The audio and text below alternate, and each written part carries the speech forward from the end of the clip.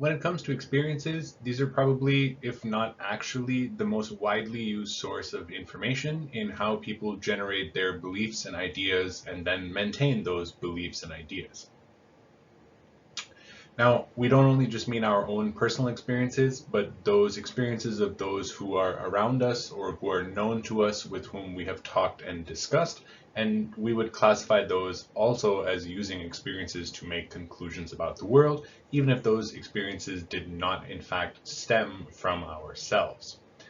Now, when using experience to sort of formulate our conclusions about the world, it can have some pretty serious consequences because our experiences do not line up with the way the world actually operates in many different contexts.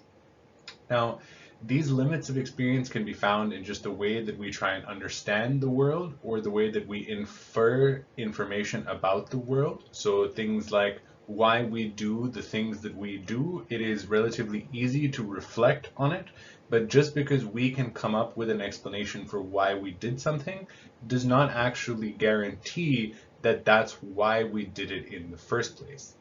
If you would ever like to look into this more, you're welcome to either write me emails for specific citations or articles to read, or you can look into Nisbet and Wilson. They're two social psychologists and have done a lot of work on inference. Now, these types of limits on experience are not only found in these sort of higher order complexities of trying to explain the why of the universe itself, but there are certain limits in our perceptual systems at very basic levels as well, and these ultimately limit our ability to understand the quote-unquote true nature of the world itself. Now, if you look at this colorful spiral that is in the bottom right hand of the screen, chances are you see a sort of spiral that has two different colored arms, that they're green arms and that they're blue arms as they're swirling out. And most people will perceive these two arms as having different colors. Now, you can look this up as the color spiral illusion, and you can look at it there. You can look at this or zoom in on this, and the closer and closer you get to the two different colors, one will notice that the two colors don't appear as different anymore. In fact, if you use a color detection meter, or in computers, oftentimes you can look at the red, green, blue values of pixels, and you will find that the actual color value of both of the blue and the green are in fact identical. And in reality, they're not different, but the way that our perceptual system understands color causes us to experience this illusion. And no amount of knowledge that you have about this illusion can ever change the fact that our perceptual system will continue to perceive it in this manner. Now, this might seem like a trivial example, but if you think about how reliable we believe color is to our own way of looking at the world, and in that same vein, there are so many different things that we believe are the bedrocks of our understanding of the world. But if our perceptual system can be biased in all of these different types of ways, it is more difficult to have truly ironclad, bedrock solid foundations on which to build our knowledge if our experiences are the only sources of information that we can use to build that knowledge. Now, one of the most fundamental differences between research itself and using experience to form conclusions about the world is the availability or presence of comparison groups. Now, a comparison group is a group in an experiment or a study whose levels on the independent variable are different than that of the treatment group in some specific, intended, and meaningful way. So we will cover all of these terms in more depth as we move throughout the course, but just a quick sort of refresher in case you have not heard these before. So experiments fall under the class of studies. Experiments are a specific type of study that allow us to make causal claims because of systematic manipulation of conditions within the experiment itself, whereas studies are generally more broad. They contain experiments as well, but they can also just be simple examinations of some phenomena in the world without trying to actually manipulate that phenomenon. When we refer to levels, we're specifically talking about of independent variables. So levels are conditions under an independent variable. So if I would like to look at the impact of caffeine on people's ability to speed read, I could have a very strong coffee, let's say 4 espresso shots, a mild coffee, which is 2 espresso shots, and a decaf coffee, which is 2 espresso shots without any caffeine in it. And I could compare these 3 different conditions, which each have different amounts of caffeine in them, and those 3 different sort of conditions that I just talked about would be the 3 levels of that independent variable. Now, an independent variable is the variable that we are manipulating or changing or have control over in an experimental context. So in this case, my independent variable would have been caffeine, and those 3 levels, as I mentioned before, were no caffeine, mild caffeine, and high levels of caffeine.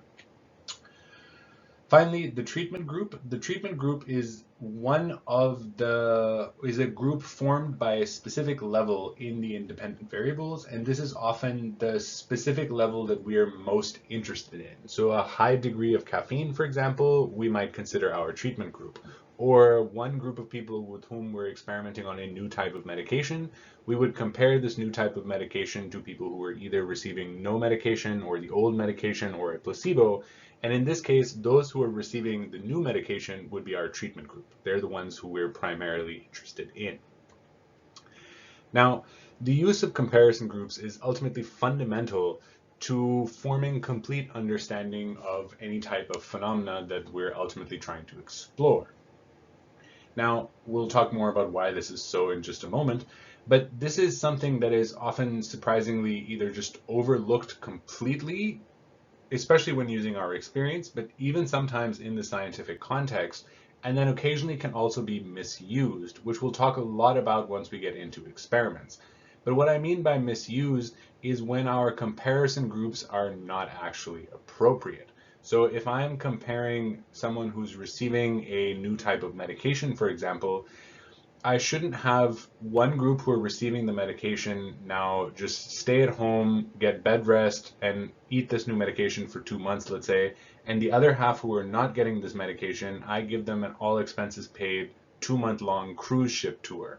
Now, especially if that medication is designed to change people's, let's say, anxiety levels, it's not a good way to compare medication to no medication if one group is just stuck at home while the other is on an all expenses paid cruise. This is not an appropriate comparison because of how we're comparing across multiple things, which falls also under confounds, which we'll talk about in just a few minutes.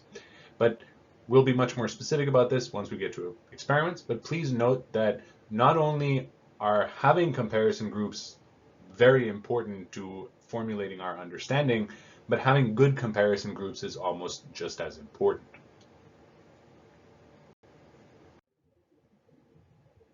To get into the importance of using comparison groups, the book has a nice example around bloodletting that I think illustrates this really well.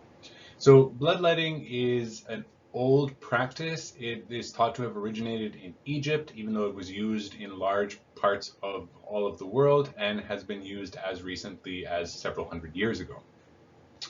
The idea behind bloodletting was that many illnesses that afflicted human beings stemmed from too much blood in the body, not sure how they came to that conclusion, and that then the removal of said blood would actually aid in people's recovery, which is something in today's world we know that that's not actually in fact the case, because when people are unwell, pulling blood out of them is generally not very helpful.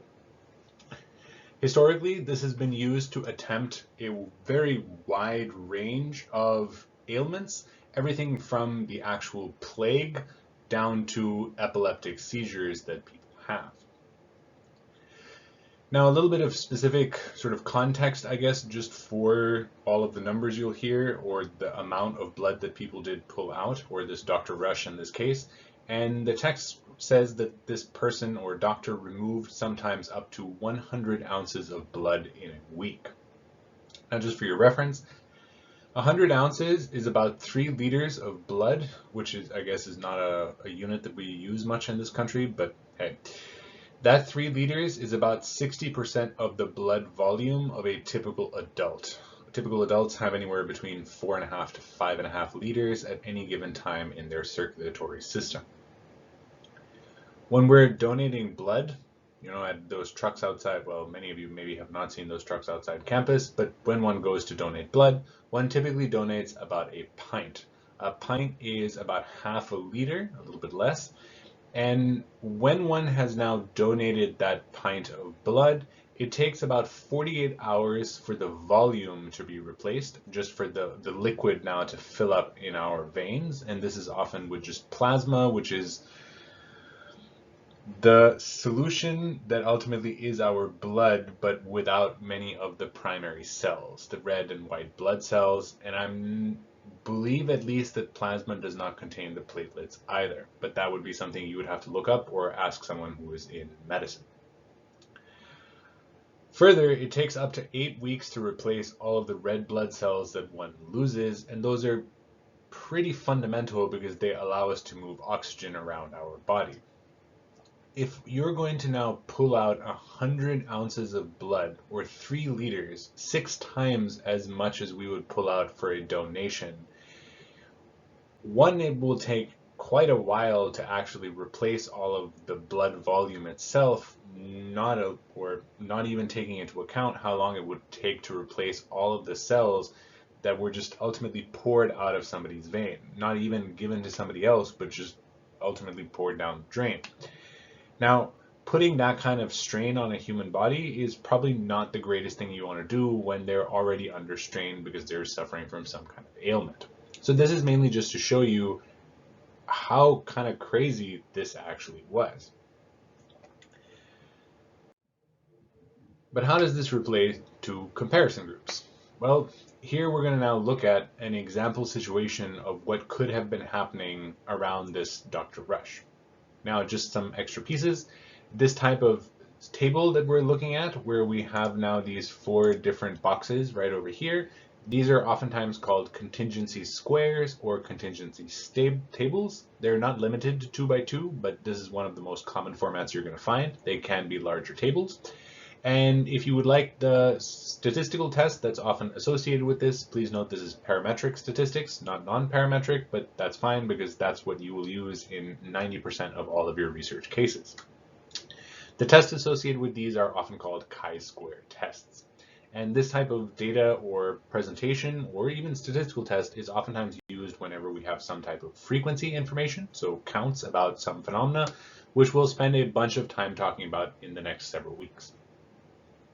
Okay, so the way that this breaks down, what we have are people who either received the bloodletting treatment or did not receive the bloodletting treatment. These are these 2 columns. So I have a total of 100 people who received the bloodletting, right? 20 and 80 here. And I also have an additional 50 people who did not receive the bloodletting treatment. I further subdivide those 2 into the number of patients who recovered and the number of patients who did not.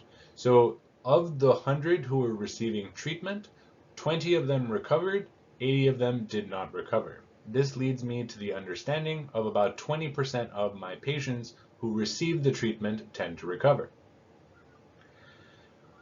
When I'm now looking at patients who did not receive the treatment, I have 10 out of my 50 who recovered and 40 out of my 50 who did not recover. And this once again shows me that about 20% of individuals who did not receive the treatment recovered. Now, looking at this, I'm able to see that even though I have more people who recovered when they got the treatment compared to how many recovered when they didn't, this difference is misleading because the actual proportion of people who recovered is the same. So if I had 100 people who did not receive the treatment, I would have the same number of people who survived. Now, we cannot make this type of comparison unless we know information about all 4 of these conditions. It is not enough just to know who we gave treatment to and survived. Further, it's not enough just to know who we gave treatment to and survived and did not, but we need to be able to compare who survived and did not when getting treatment compared to those who did not get treatment. And the reason this is so important is because even changing a single one of these squares can dramatically change the ultimate conclusion that we would form. So please take note here. Here we see that there is no difference between receiving this treatment or not in the overall odds of a patient recovering. Here what we've done is we have changed this box to go from 40, what it originally was, down to 1. So the way I would just quickly read over this again is I have 100 patients who received treatment and only 11 patients who did not. I again have 20 out of my 100 who recovered, 80 who did not, leading me to 20% of my patients recovering when they got the treatment. Conversely, I have 11 people who did not receive the treatment. Out of those 11 who did not receive the treatment, I have 10 who survived and only 1 who did not. And this ultimately leads me to the understanding that when not giving this treatment, I had 91% of my patients recover, whereas only 20% of my patients recovered when I gave them this treatment. Now notice again, please, that we only changed one box here. This type of difference will result in changing other types of boxes as well, though not always in the same direction. And another thing to consider is how rarely we pay attention to this particular box. We are oftentimes not that interested in people who did not get a certain treatment and then did not have some dramatic change. Well, in this case, people who died is pretty dramatic, but here we're generally more focused on those who recovered from some type of treatment. So please see here that, again, our understanding of what's going on with this treatment is actually now quite different than what maybe these doctors would have initially thought, where they're now showing that their treatment is actually impairing people's odds of recovering as opposed to doing nothing. To show just the third possibility, here we will take that box and move it from 40 all the way to 490. This column stays the same. We have 100 people who got the treatment, 20 recovered, 80 did not, for a 20% recovery rate. We also had, in this case, 500 patients who did not receive the treatment, 10 of whom recovered, 490 of whom did not. And this leads to only 2% of people surviving when they did not receive the treatment. So in this case, we find that giving this treatment of bloodletting is actually a full 10 times more effective than giving no treatment at all. Now please note that these three boxes remain the same throughout the entire three conditions. All we did is change this one box here. And just to reiterate, changing any of the boxes can ultimately result in differences in the overall proportions of people who recover and who do not.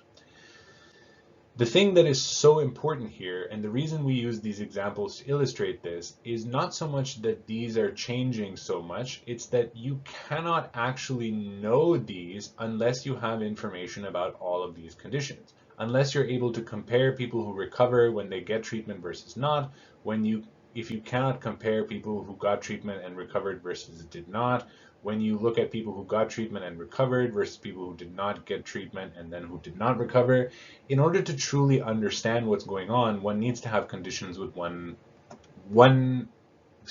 in which one can compare across these different situations. If those are not present, we will almost always have biases or errors in the way that we interpret our sort of phenomena. So something that your text mentions that is also very important here is that Dr. Rush, the person who did this bloodletting in the example here, I'm not sure if they're actually a real person or not, or if this was just for illustration, but anyhow, this person gave the treatment to everybody, which is something we can understand a doctor or someone who's trying to help someone would do, because if you think something is going to help people, why wouldn't you give it to those people? But if you were to give the treatment to everybody, especially without having done this type of research, there's no way to know what will happen to people who don't get the treatment. And thus we're not able to compare across them, and we'll never truly know how effective this treatment actually is. Now, in the same way, or in a parallel way, our personal experiences, or even the experiences of other people, do not allow us to accurately fill out these types of tables, because our personal and subjective experience does not allow us to exist in all of these different types of conditions, and thus it's difficult for us to make those types of comparisons, which is something we can do when we're looking at data and we're kind of removed from the situation. Because ultimately your experience will only ever allow you to exist in one of those two different boxes. An example of this would be you could eat some chicken noodle soup, let's say, every time you got the flu this year, and you were like, wow, I recovered in 4 days each time I got the flu, and I think this helps me get over the flu. Now, that's wonderful, and maybe you feel that way, but after having chicken noodle soup each time you got the flu this year, there's no way for you to know how long it would have taken for you to recover if you hadn't eaten that chicken noodle soup. And then further, you don't know that your experiences with the flu and chicken noodle soup will be the same as somebody else's who would eat that chicken noodle soup and also have the flu. And so our experiences are almost always biased in this form because they don't let us form complete understandings of what all is going on beyond our own subjective experience. And this can lead to tremendous errors in the way that we form conclusions about the world. The next major difference between research and our personal experiences being used to inform our ideas of the world are confounds. Now, confounds refer to the general term for alternative explanations that are present for any type of research finding. Now, when confounds are present, one cannot, or at least is very seriously impaired in one's ability to make causal claims, as it's ultimately impossible to know the true causal pathway, even if we believe it to exist or be a certain way. Now, what we mean by causal claims are any type of claim in which we're saying one thing causes another. The presence of one thing results in the presence of another. And when we're talking about causal pathways, we're just talking about the chain of cause and effect events that have occurred to bring us to whatever it is that we're interested in. Now, when a confound is present, when there are two ways to explain why something happened, there's no way to know which of those two happened unless you can do careful experiments to rule out those confounds. But now, in our personal experiences, because we're running around in a very complex world with many, many different variables all moving at the same time and oftentimes interacting with each other, and let alone all the other individuals with whom we're interacting who are having their own experiences and yada, yada, yada, right? It's a crazy, wild world out there. When it comes to our own experience in that world itself, there's almost no way to ever know for sure whether our beliefs around what caused what actually line up with what's happening in the world. And there's no real way to address this limitation with our personal experience by itself, because we cannot simultaneously have multiple different experiences of the same event, just slightly modified, and then compare this across different experiences. We're limited by the fundamentals of our physical reality and the way that time moves, and thus are not allowed, maybe not allowed, but not able to experience things in that way, which is something we can do when we're doing research because we're able to compare large groups of people all at once, which is something we saw in that made-up example of bloodletting when we were comparing lots of different people in different types of conditions, which is not something we can do sort of individually. So here is the example, or at least the article that was used for the example in your textbook. I've pulled up the article and have posted it on iLearn, and here's just a little bit more in depth about the method that was used in this particular article. The goal of this study was to show or examine whether venting is a good way of reducing someone's anger. And the idea here being that if one physically vents, in this case punching a punching bag while imagining the face of someone you're angry with, should, if we believe the common understanding around venting and reduction of anger, should reduce a person's anger. And then it's going to be compared to two other conditions, which we'll talk about in just a moment. So the study itself had 602 introductory psychology students as the participants. About half were identifying as female and half as male. All participants were told that they would be interacting with another person who was always of the same gender as them, but this was not actually the case. That person didn't really exist. Please note that your textbook refers to this person as a confederate. This is still to some degree commonly used, though it is an older form of talking about this type of person who would interact with a participant but be in on the experiment. In more modern writing, especially in the United States, you'll see that this is no longer referred to as a Confederate, but as an accomplice. And the reason for this is just the negative connotations associated with Confederate and Confederacy in the United States. Now, all participants were asked to write an essay. They wrote an essay about abortion. They chose either to be on the pro-life or pro-choice side. And then this essay was taken from them and given to the accomplice and was ostensibly graded by that accomplice, even though all participants received exactly the same feedback on their essays. All participants were told that they were given at least negative feedback on their essay and were told things like, "This is one of the worst essays I have ever read," which probably wouldn't be very nice to see or to hear about your own personal work. And this type of manipulation has been shown to elicit feelings of anger, which is what the experimenters were going for in the first place, because they wanted to see which ways are effective for reducing anger. So in order to do that, they first needed to get people angry. Okay, so now they get people angry. Now, the first thing is this idea of venting. So they tell people, okay, here's the face of the person who just graded your essay and gave you all of this negative feedback. So we want you to spend 2 minutes punching a punching bag while imagining that person's face. Now, that is this middle condition right here under the then came the manipulation. This is then compared to a control condition in which people did not vent. All they did is sit quietly for 2 minutes, which is about the same time they spent punching that bag. Now, a third condition is also included, and this is where they were told to punch the punching bag, but to think not about the person who wrote the negative comments. In fact, they weren't even shown the face of this person. It's not actually the person. And they were told to just think about becoming physically fit while punching this punching bag. Now, the reason we have these three different conditions, the punching bag with the idea of a face falls under this idea of venting. You're thinking negatively and getting those negative feelings out about the person who you're angry at, venting condition, compared to the group that they're not doing anything. Here they're just sitting down. But the question comes up, how do we know that perhaps a reduction in anger might not be so much the result of thinking about the person, but rather just doing any type of physical activity? Hence, this third condition is included, so we have two conditions that are identical in regard to physical activity and only different in regard to what someone is thinking about. And this allows us to rule out the effect of physical activity, or at least to differentiate it from the idea of venting or thinking about the person you want to then commit violence to. Hence these three different conditions.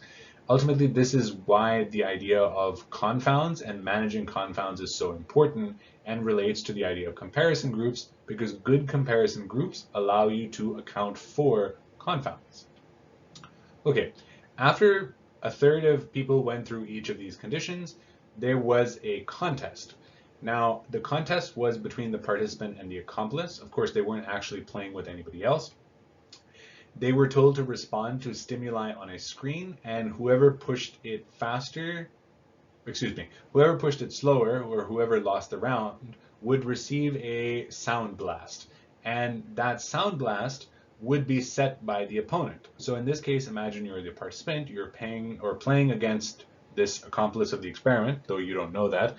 And before you start this competition, you set how long you want the sound blast to play for your opponent and how loud you want it to be.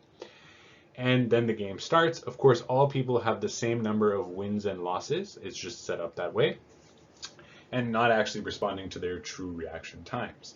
And what one is measuring here, or a proxy of revenge or aggression here, is higher sound volumes and longer duration sound blasts are often associated with higher degrees of aggression. So the idea here would be people who had the lowest degree of aggression would have the lowest volume and shortest time of sound blast, whereas people who were the most angry would sound blast their opponents at a higher degree. Okay, what they found. They looked at three different things. They looked at whether positive mood was different across all three conditions, whether the feelings of anger were different, and then a measurement of aggression, which is related to that sound blast.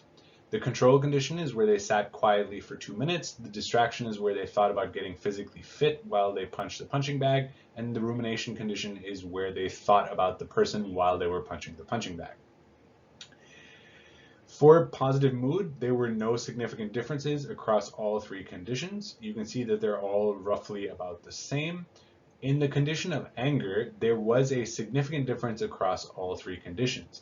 And here you can see that those people in the control condition who sat quietly reported actually the lowest levels of anger as compared to the other two groups, whereas the group that punched the punching bag while thinking about the face of their opponent actually reported the highest levels of anger.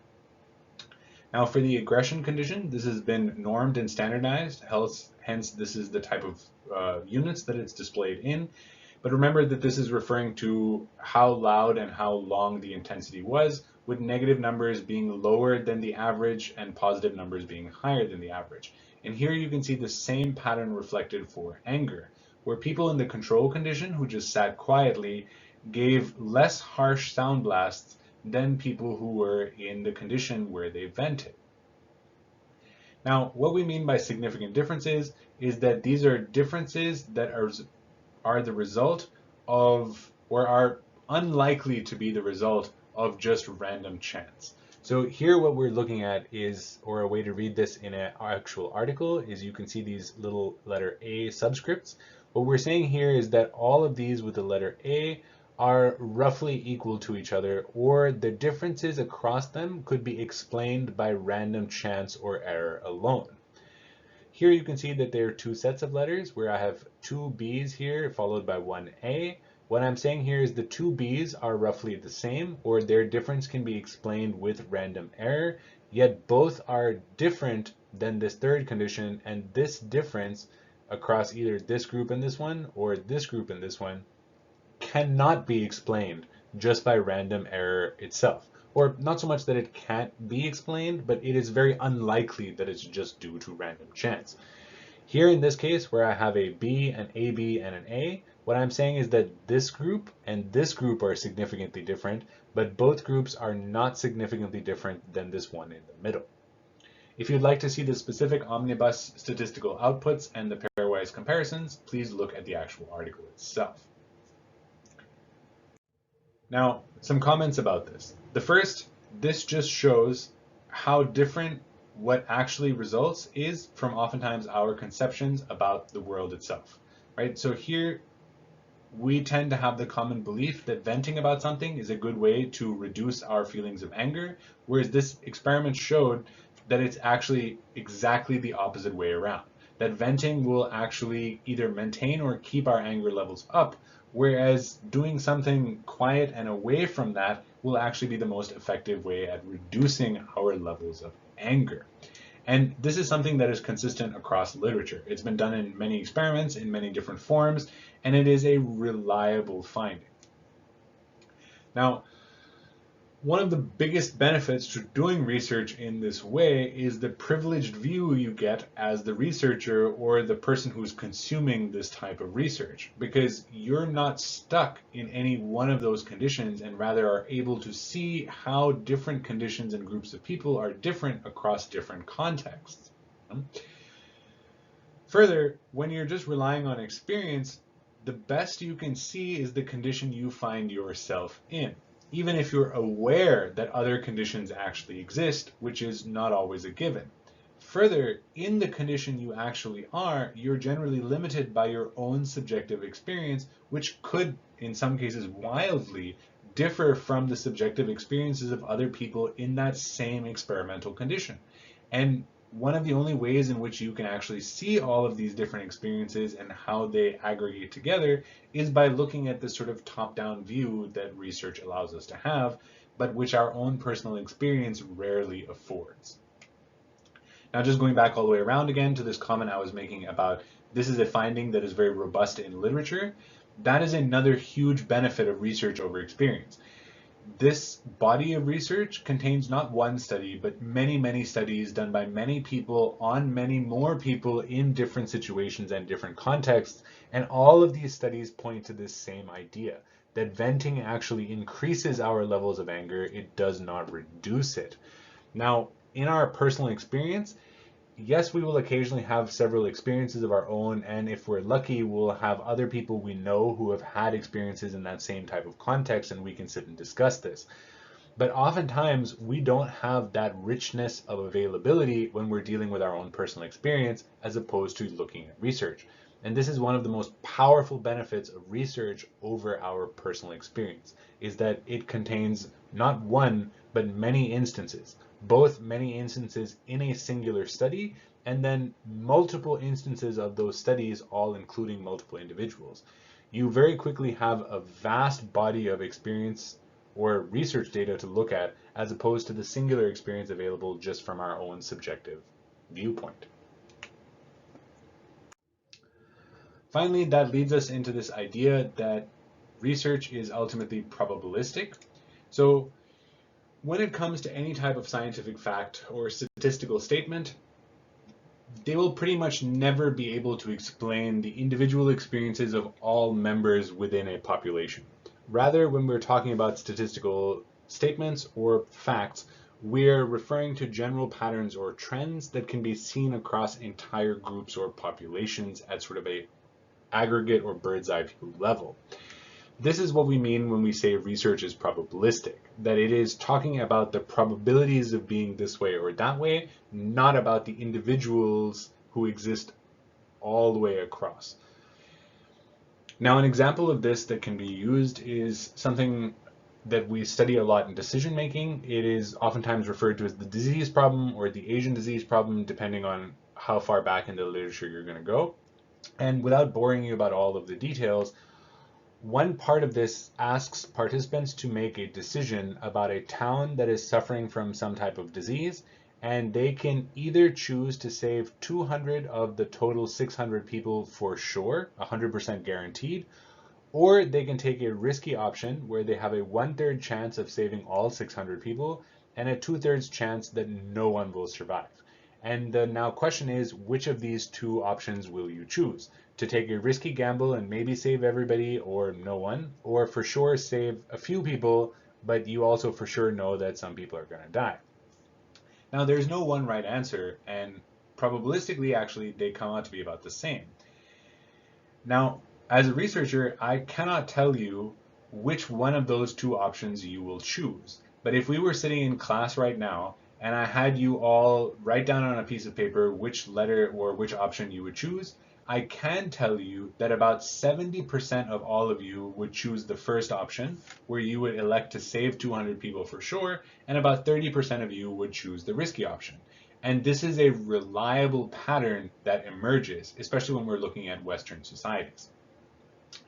Now, this is sort of an illustration of what we mean in this nature. We cannot say specifically that you person A will be a certain loving person and you person B are also a certain loving person and you person C are a risky loving person, and so on and so forth.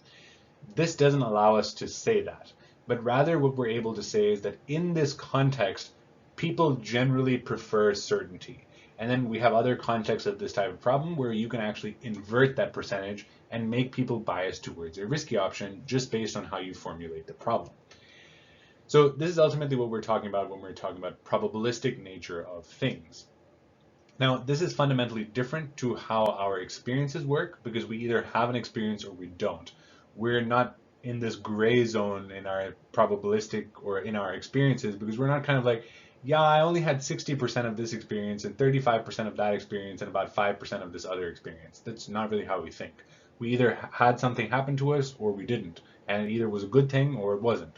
And this is kind of how we compartmentalize or categorize the world, which can sometimes be limiting because that does not allow us to accurately reflect on what large groups of people would be like, because it leads us to make this sort of not even anthropocentric, but egocentric view of the world where we look at everybody from our own lens, which is not often the case. Finally, a lack of understanding around probability can also lead to one of the biggest conflicts between people's sort of innate understanding of the world and their reading of research. Now, if you hear that something is 10% reliable and 90% likely to fail, chances are you'll think that this is always going to be a bad product, but that's not the case. There'll be a full 10% of people who will be perfectly happy with this product and it will not fail. It's just 90% of people won't be happy with it and it will fail. There is no way to know which of those two you will be. You can only make a best bet based on the probabilities available to you, where this might not be the best product because 90% of those products are going to fail. Conversely, and this is very nicely illustrated with an example around a Honda Fit in your textbook, if you look at a poll where I have thousands and thousands of individuals who have all rated something as highly reliable, and I have one individual who I know personally and has told me that this is not reliable, one of the common cognitive biases that exist is we will give preferential weight to the information coming from somebody we know versus that sort of plain and statistical jargon. Even though that can be dangerous because that one person's individual experience does not reflect the full gamut of experiences that are possible to occur. Hence, not only just keeping in mind that statistics is never going to tell you about an individual person, but rather about general trends, and also knowing this fact about general trends and allowing us to balance that information with information we get from our personal experience will just in general allow us to make better decisions.